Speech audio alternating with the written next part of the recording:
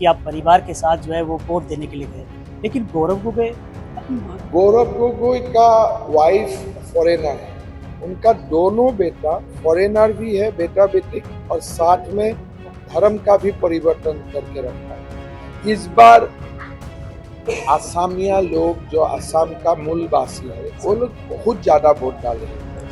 खारगे जी जो यहाँ के लोगों को जो मुसलमान समाज को बोला कि आप लोग नमाज मत पढ़ो और बीजेपी और आरएसएस को आप लोग मारो। आप सबका स्वागत है अमर उजाला.com में। मैं इस समय असम के मुख्यमंत्री माननीय हेमंत बिस्वा जी के साथ हूँ। सर, ये जो चुनाव में आपने देखा कि 80-85% जो मतदान हुआ है उसको आप कैसे देखते हैं सर? देखिए, मेरा लगता है कि मतदान में 1-2% और इजाफा होगा कल सुबह तक। इसलिए कोई सारा जगह में इंटरनेट कनेक्टिविटी नहीं है सर तो खबर मैन्युअली ही आएगा जी।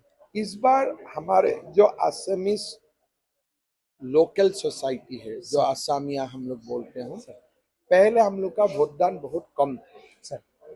इस बार आसामिया लोग जो असम का मूलवासी है वो लोग बहुत ज्यादा वोट डाले हैं।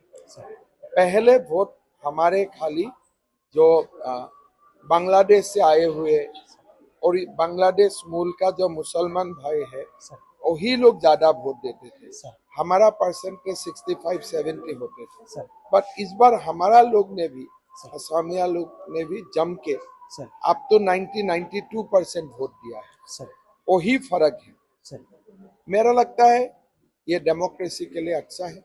सर, जो आप सुबह देखा कि आप परिवार के साथ जो है वो वोट देने के लिए गए, लेकिन गौरव गोगोई का वाइफ फॉरेनर है। उनका दोनों बेटा फॉरेनर भी है, बेटा बेटी, और साथ में धर्म का भी परिवर्तन करके रखा है।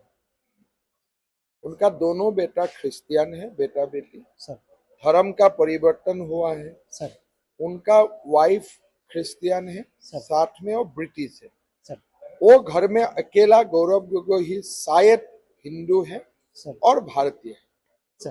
तो उसी कारण से वो जो है अपनी पत्नी को कैसे लेके जाएगा? पत्नी को, पत्नी इंडियन सिटीजन ही नहीं तो कैसे वोट डालेगा वो? तो सर, जैसे आपने जो है कि पत्नी के ऊपर जो आरोप लगे, पवन खेड़ा यहाँ से भाग के, क्या आपने कहा कि उसको ढूंढ निकालेंगे, कब तक लगता है सर? वो देखो, वो उन्होंने डॉक्यूमेंट्स फर्जी बनाए सर, तो थोड़ा सा हमें धैर्य रखना चाहिए। वो तो जीवन का एक अच्छा समय वो असम में ही बिताने वाला है अभी।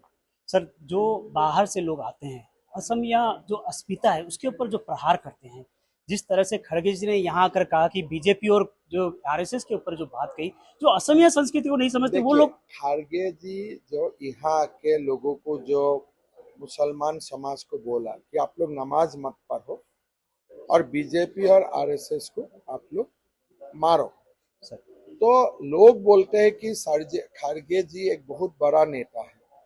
लेकिन उन नेता का मुंह में जो एक लोगों को वायलेंस के लिए एनकरेज किया जाता है, मेरा लगता है ये कांग्रेस का कल्चर को एक्सपोज करता है।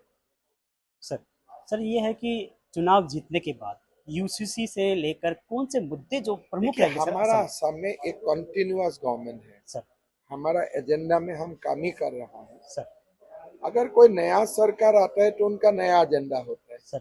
हमारा तो एक गवर्नमेंट इन कंटिन्यूटी होगा, जो हम पहले कर रहा हूँ वही करते रहूंगा सर। तो क्या लगता है सर, 4 मई को? मेरा मन में कोई डाउट नहीं है, बीजेपी का एनडीए का सरकार बनेगा और 90+ सीट लेके हम लोग जीतेगा। बहुत बहुत धन्यवाद सर। Thank you. तो आपने देखा कि असम के मुख्यमंत्री बता रहे थे कि किस तरह से उनको किसी तरह की कोई डाउट नहीं है कि 4 मई को जब रिजल्ट आएगा तो असम में भाजपा की सरकार बनेगी। मैं अर्जुन, अमर उजाला.com के लिए गुवाहाटी से।